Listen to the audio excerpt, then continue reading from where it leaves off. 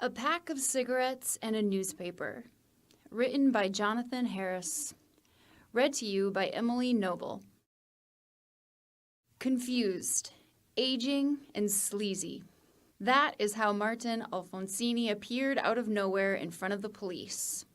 They had been looking for him for months and never found any clue of his whereabouts but his car.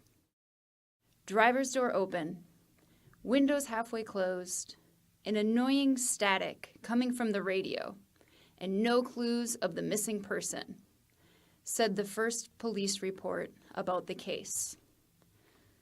It was December 12th, 1993, one day after the Chilean President Eduardo Frei was elected, so the media didn't pay much attention to his disappearance. Not after a couple of weeks, at least. The overwhelmed man claimed that he was late for a business meeting and that he needed to get to Calama as soon as possible. "I need my car," said Martin, continuously and repeatedly. Of course, the police officers thought he was crazy, since the meeting he was claiming to be late for was to take place 7 months ago. Police officers knew exactly who he was. They had been looking for him for months and knew everything about his duties for that day. That afternoon, Martin was driving through the Atacama Desert when he stopped for a cigarette. He had been struggling to quit smoking for a few years, but once in a while he couldn't help himself buying a pack of cigarettes, especially when he was away from his family. The last couple of months had been difficult for them. It had been difficult for him to find a job, and this business meeting in Calama could have meant a huge opportunity. He pulled over, lit up a cigarette, and started walking around. He was very anxious and nervous about this meeting.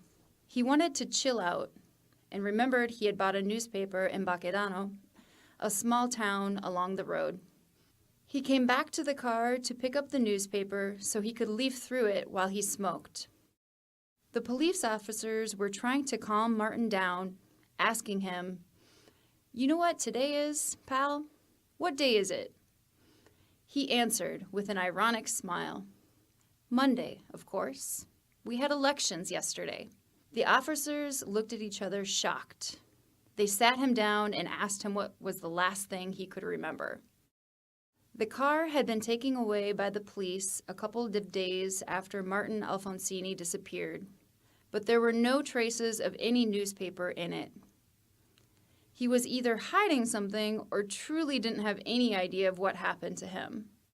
They decided not to tell him that he had disappeared for 7 months, so he wouldn't lose his mind more than he already had. They took Martin to the police station so he could have some rest. The police station was in the middle of nowhere.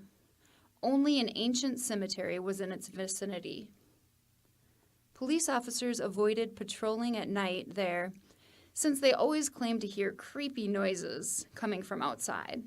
That day's round was Tapia's, one of the youngest officers there, but only for that day, due to the surprising appearance, he would have the company of the captain. The captain started calling Martin's family while he was resting in a jail that Tapia locked, only for security. Nobody answered, so he decided to try later. Tapia went to see if Martin was doing okay, and he was. He was sleeping deeply. They were hoping that after a good nap, he would clear his mind and remember what happened to him. The captain decided to give the phone call another try. He picked up the phone and dialed the first relative's phone number on the list. Suddenly, the waiting sound stops abruptly. The table starts to shake in a very disturbing way. It's not an earthquake. The captain was sure it wasn't. The earth was not moving. Then, the pictures on the walls started to move up and down until they finally fell.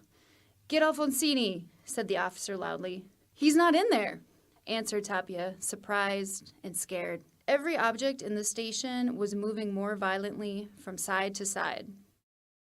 The noise of all the objects moving was so disturbing that, covering their ears, they decided to run outside the police station as fast as they could.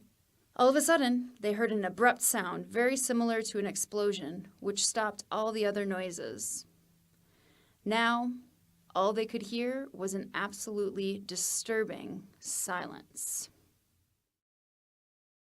It took a while before the officers had enough courage to go inside the police station. Tapia, ironically, was the one that was less shaky.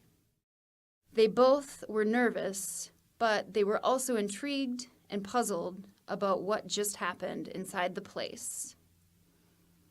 They went inside slowly, moving the objects on the floor with their feet as they headed to the jail where Martin was resting. But again, he was not in there. The jail was locked, just as Tapia had left it, but there were no traces of him. The captain commanded Tapia to open the jail. He hesitated, but agreed to do so anyway. They got into the jail and found nothing. Nothing but a pack of cigarettes and a newspaper with the headline, "New President Elected."